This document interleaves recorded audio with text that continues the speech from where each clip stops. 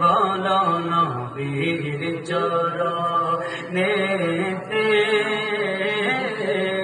সারা জীবন আমি। যারা যারা থাকবেন একটু বলবেন, যারা যারা নবীকে ভালোবাসেন জবান খুলে আমার নবীকে খুশি করবেন, আল্লাহও খুশি হবে।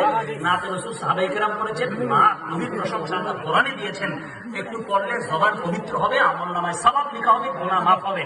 মহব্বতে নবীর চরণেতে সারা জীবন থাকবো।